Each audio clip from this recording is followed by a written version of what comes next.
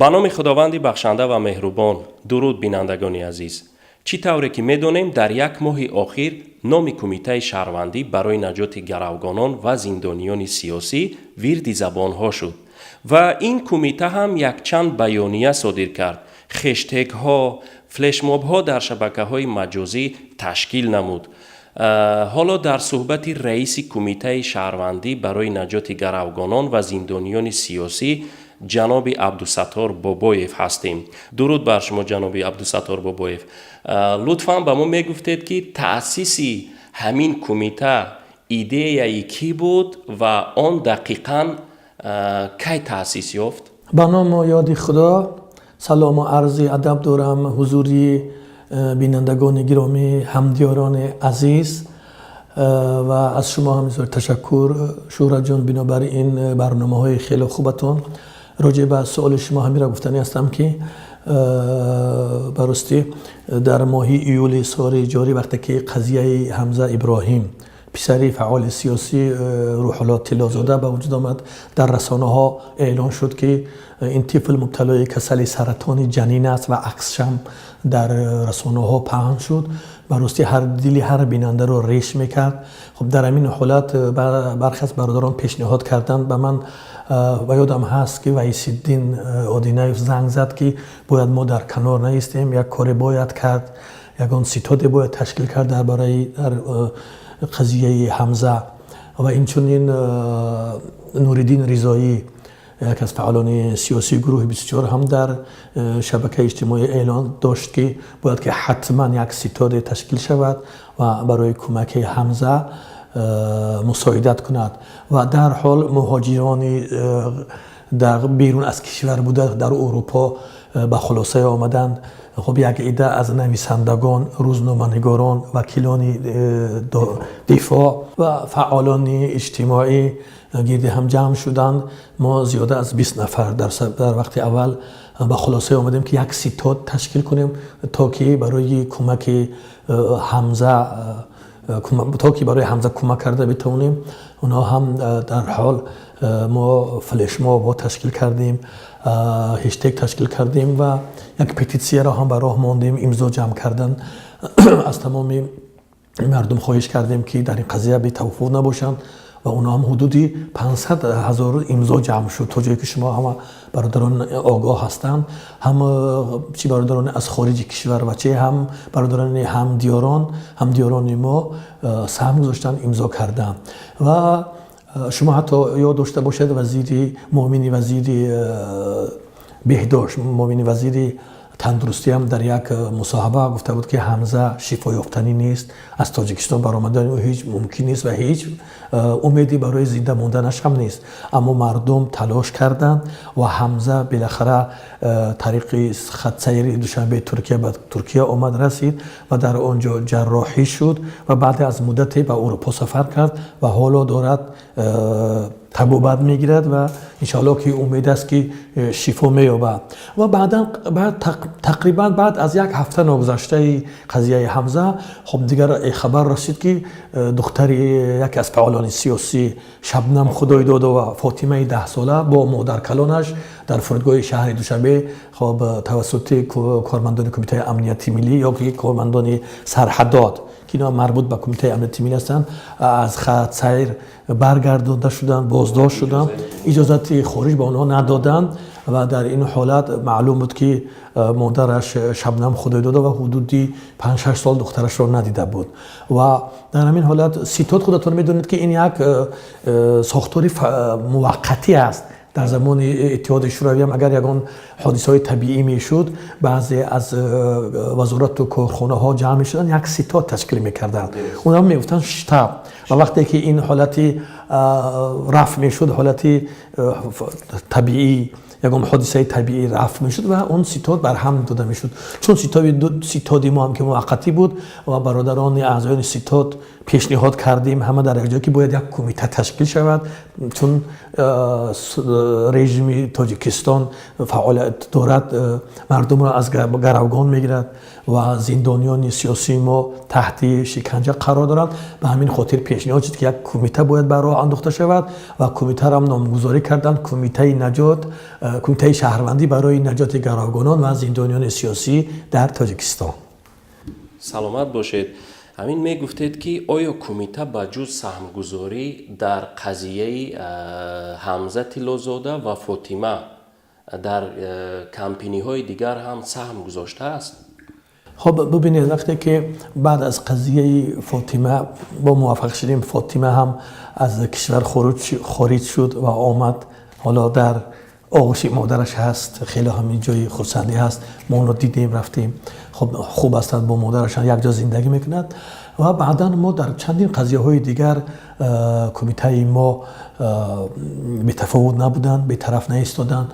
خب بخصوص در قضیه میر سعید و خیرالله، یک از روزنامه‌نگاران، ما فلش آب و پتیسیا خشتکار بر راه گذاشتیم و البته در اینجا تشبوسی روزنامه‌نگاران خارجی و سازمان‌های بین المللی خارجی بود، اما کمیته هم خدمت خودش توانست تا جای انجام دهد. حتی در قضیه فوتبال بازی که در تاجیکستان بوده، بله، پرویز ترسونوف که در اون تیم خیر شهری وحدت فوتبال باز بود، در بیلاروس بازداشت شده بود. قضیهش همین هم که در تاجیکستان با جرم سلفیت او را محکوم کرده بودند، بازداشت شد و ما به تفاوت نیستیم و تا حالا مکتوب و اظهارات و خواهشات ما به حکومت بیلاروس رفته شده است و امید است که در آینده آزاد می شود. و همینطور در قضیه رهبر گروه 24 سهراب ظفر که در ترکیه بازداشت شد، کمیته در جلسه خود پیشنهاد شد که یک مکتوب به نام مقامات‌های مربوطه ترکیه که مربوط به این قضیه برادر سهراب ظفر هستند، ما یک مکتوب آماده کردیم. یک اظهارات به زبان ترکی، روسی و انگلیسی ترجمه شد و به مقامات داخلدار ترکیه هم روان شد. و اینطور در قضیه آخر، در قضیه جنیدالله خدایارف، یک جوانی که شهروند جمهوری تاجیکستان از منطقه رشت و گویا که با شاهدی خطیبی محله وقتی نماز خواندن، کتفش رو با کتفی هم کتفش رو در کیمتی در برش بوده و یا که پایش رو پهم گرفته نماز خونده است و در حالتی رکوع سجود رفعیت کرده است و گفتند که فرض رو خونده است و سنت رو نخونده است و به همین خاطر اونا هم دیگه پرونده شدن و با 5 سال با جرم سلفیت 5 سال محکوم کردن. و حتی ما دیدیم که همون امامی که شاهدی داده بود در نزد دادگاه مکتوب ارسال کرد به نام رئیس جمهور و مقامات داخلدار کشور، گفت که این شاهدی و این نشان داد از من در زیر تعقیب، در زیر فشار گرفته شده است، چون این حالت نیست. هیچ وقت من ندیدم که جنیدالله خدایارف چنین طریق نماز خوانده باشد. من را مجبور کردند، من چیکار کردم؟ این شاهدی را دادم و این را حاضر رد میکنم.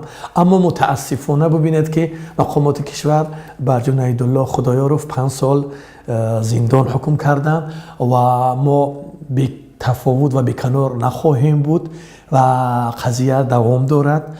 کمیته همه کوشش سعی تلاش خود را خواهد کرد و در آینده هم میکنیم و با سازمان‌های حقوق بشر و با روزنامه‌نگاران بین المللی مراجعت کردیم تا که قضیه خدایارف، جنیدالله خدایارف باید دیده شود، از نو بررسی شود. و اینچنین کمیته ما یک ژورنالی رو بر راه ماند، حتی حدودی 1000 نفر در جلسه سازمان امنیت و همکاری اروپا اون بر راه ماندیم و این هم عبارت از حدود 70 صفحه هست. ببینید خب به زبان هم روسی و هم به زبان انگلیسی نشر شد و در جلسه صحه با تمامی به حدود 850 عدد با مهمونان دسترسی شد رساندیم و این هم عبارت نامش هم به زبان روسی تاجیکستان جرتی پالیتیسکا و پرسلیدوانیا نامگذاری شده است و به زبان تاجیکستان قربانی تعقیب‌های سیاسی، بله، با 2 زبان این ترجمه شد. و این ژورنال ما هم عبارت از 6 فصل، از 6 باب است از 6 باب است عبارت است. خب در اینجا اسمی در بابش اسمی 200 نفر از زندانیان سیاسی درج گردیده است. در بابی اولش که 200 نفر زندانی رو ما در اینجا درج کردیم، جمع آوردیم و اینچنین در بابی دوم بعدی از بابی که زندانیان سیاسی در بابی دیگرش قضیه به شما عرض خواهیم کرد. حالا خب قضیه اونانی که کشته شدند، اونانی که چی در زندان و چی در غیر زندان به شهادت رسیدن. دوم باب سیاست مداره هستند که طریقی هم مسمومی و دیگر طریق ها به شهادت رسانده شدند. و اینچنین در قسم سوم این ژورنال ما شخصانی که در زندان و یا غرض از زندان به شهادت رسانده شدند، در اینجا 22 نفر نام نویسی شده است و شخصانی که طریق مقامات تاجیکستان از دیگر کشورها ربوده شدند، یعنی دزدیده شدند. اینها هم حدود 9 نفر هستند. و در قسمت باب دیگر در این ژورنال ما خب شخصانی که در بگیم که عملیات شهر خاروق کشته شدن در سال 2012، اینا هم 21 نفرن که در اینجا آورده شدن. و در باب پنجم خب شخصانی که در تاجیکستان توسط مقامات تاجیکستان شکنجه شدن، چی در زندان ها و چی در زندان ها، نه در مقامات های هم امنیتی کشور و هم وزارت داخله که اسم اونها در اینجا آورده شدن. حدودی به شما عرض کنیم که حدودی 80 نفر. و قسمت آخری این ژورنال ما عبارت است از اونانی که در همچون اکستریمیسم به زندان آوردن. یکی از یک قشلاق قلعه نوی منطقه راغون 20 نفر به تهمت سلفیگی از یک قریه از یک قشلاق برده زندانی شدند. و اینچنین در اینجا در قسمت دیگر قضیه خاندان جنت الله کامیلوف که از یک خاندان در تاجیکستان به طریق وحشانیت از فرانت خلقی کشته شدن. اینها 22 نفرند که اسم هر یک اینها آورده شدن و اینها هم که خیلی عرض کردم اسم خاندان یکی از فعالان سیاسی جنت الله کامیل است. در همین قسمت ژورنال شما عکس های محمد علی حیید، بزرگمهر یاروف و خیلی که میدونیم سازمان های حقوق بشر هم طلب کردن از حکومت تاجیکستان که یعنی توصیه کردن که محمد علی حیید و بزرگمهر یاروف و زید سعیدوف آزاد شوند و علاقه 6 ماه هم به اتمام رسید و کمیته در این قضیه و در این بابت چی کارهایی رو انجام داده است؟ خب شما درست قید کردید. وقتی که سازمان ملل متحد به مقامات تاجیکستان وقت داد که در مهلت این 6 می بود، 6 می همین سال جاری بود و دیروز هم 6 نوامبر این 6 ماه شد در قضیه محمد علی حیید و در قضیه زید سعیدوف 17 می بود و 17 نوامبر 6 ماه اون مهلت به اتمام میرسد و سازمان ملل هم به حکومت تاجیکستان وقت داده بود که در مهلت 6 ماه باید اینها آزاد شوند و جبرانی مالیات به آنها داده شود. تا جایی که ما دیده ایستادیم حالا حکومت تاجیکستان آرام است، چیزی نگفته است، اظهار نکرده است. فکر میکنم نمیخواهد که این زندانیان سیاسی آزاد شوند. کمیته ما یک سلسله برنامه ها دارد که فعلا در اینجا جزئیاتش رو نمیگوییم و بعدا ما این تصمیم رو خواهیم گرفت، چی خواهیم کرد در جلسه کمیته قرار قبول میکند و بعد این رو ما اعلام میکنیم که چی کار میکند، چی کار براه میموند.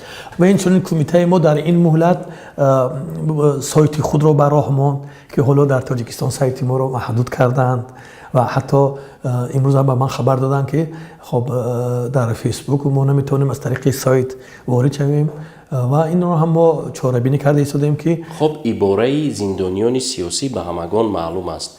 همین گروگانان سیاسی در این بابت یک کمی شرح میدونید؟ خب ببینید ما گروگان‌های سیاسی گفته خب خودتون میدونید شورا جان، چون خانواده شما هم گرفتار چنین مصیبتی هستند. خب در شبکه‌ها من خواندم که خب پسر خواهران شما، خواهرزاده های شما میخواهند که از کشور خارج شوند، با اونا مانع میشوند و این به مثل اینها ما صدها نفر از برادران فعالان سیاسی داریم که نمیتوانند فرزندانشان، نزدیکانشان از کشور خارج شوند. اینا دیگر گروگانند، گروگانی هستند. کودک و زن و ببینید زن و کودک و اینها چی گناهی دارند و چی مرتکب کدام جرم شدند که امروز نمیتوانند که با پدر و مادر خود، خب با شوهر و برادران خود یک جا زندگی کنند. زنها امروز در کشور البته که اینا گروگانند و گروگان هم محسوب شود و حاضر بعد از این تشکیل کمیته تا جای دیدیم که حکومت تاجیکستان هم برخی از فعالان سیاسی به فرزندان و خانواده‌اش اجازه داده است، مانع خروج آنها نشده ایستاده است. این هم یک فوری خوب است. ان شاءالله باور داریم که هر کسی که از تاجیکستان دیگر میخواهد باید که نباید سد راه شوند، چون اونا هم میدونن که دیگر این بر ضرر خودی حکومت است. اینا ببینید در تاجیکستان ما نمیگیم که همه مشکلات به همه کارمندان و مقامات های کشور نداریم، و برخی از مقامات و کارمندان داریم که اونا سد راه آزادی مردم، آزادی بیان و مانع زندگی آزادانه مردم میشوند. آیا تا حال هیچ نفر از گروگانان سیاسی یا اینکه پیوندان زندانیان به کمیته برای کمک مراجعت کردند؟ خب ببینید من یک مثال رو به شما میارم. همین قضیه رو برمیگردیم به قضیه فاطمه. همون شبی که اولی که فاطمه خردسال را از فرودگاه پس گرداندن، به من خودی شبنم زنگ زد. شبنم خودده فعال سیاسی. من اون حالت رو هیچ وقت از یادم نمیارم. وقتی به من زنگ زد با همین لحن، فقط همین قدر اول باید به من گفته بود که خب دختری من انشالله که خارج می شود از کشور. حاضر اون چون رابطه داشت که فاطمه دارد فرودگاه می رود، فاطمه الان در سفر است و او را پیشکی به من گفت که من یک به قول خودم که یک خبر خوشی دارم، انشالله که دختری من فاطمه می آید، برایش دعا کنید. بابا ایشان به همین لحظه گفت و ما روز خرسند بودیم. ساعت تقریبا 12 شب بود و من روز از خرسندی همون شب خواب نکرده بودم. حدودی ساعت‌های یک شب بود که دوباره صدای زنگ شد. من برداشتم دیدم شبنم و شبنم این دفعه با تمامی وجودش داد و فغان میکرد. الان نمیتونم چه خیلی گویم. داد و فغان کرد، گفت که بابا ایشان فرزندی من را گفت از فاطمه را گفت برگردوندد از فرودگاه. بسیار داد و همین خیلی به یک لحظه به یک ثبت داد و فغان کرد که من خیال کردم که دیگر همین جگر کس پاره می شده. همین هیچ وقت از یاد ما نمیرد مراجعت همون و چندین از برادران دیگر هم مراجعت کردن که خب فرزندان ما همین خیلی در بند هستند، برای اونها اجازه ورود نمیدهند. چندین نفرها با ما مراجعت کردند و این مراجعت شبنم خود داده و هیچ وقت از خاطرم تا وقتی هستم اون صدای گریهش تا حالم در گوشم دارد صدا میدهد، از یادم نمیرود. و کمیته ما همه برادرانی که در این کمیته هستند، عضو این کمیته هستند، ما عهد و پیمان کردیم تا مدتی که تا وقتی که یک زندانی سیاسی در کشور در زندان است، تحت ظلم قرار میگیرد، کمیته از فعالیت نخواهد ماند. ما کوشش میکنیم تا آخرین زندانی ما آزاد شود و این را ما به گوش تمام جامعه جهانی، به گوش سازمان‌های بین الملل حقوق بشر و همه سازمان‌ها خواهیم رسانید. به کشورهایی که در آنجا کرامت انسانی حفظ می‌شود، انسان شرافت دارد، مراجعت خواهیم کرد و برای آزادی زندانیان همه تلاش را خواهیم کرد و با همین آرمان ما زندگی می‌کنیم و تا آخرین اگر زندانی سیاسی ما از کشور از زندان آزاد نشود ما آرام نخواهیم بود. سلامت باشید جناب عبدالستار بابایف. بینندگان عزیز، یادآور می‌شویم که در صحبت ما رئیس کمیته شهروندی برای نجات گروگانان و زندانیان سیاسی بود. شما را با خدای منان می‌سپاریم تا برنامه‌های دیگر. خدایا رو مددگارتان باشد.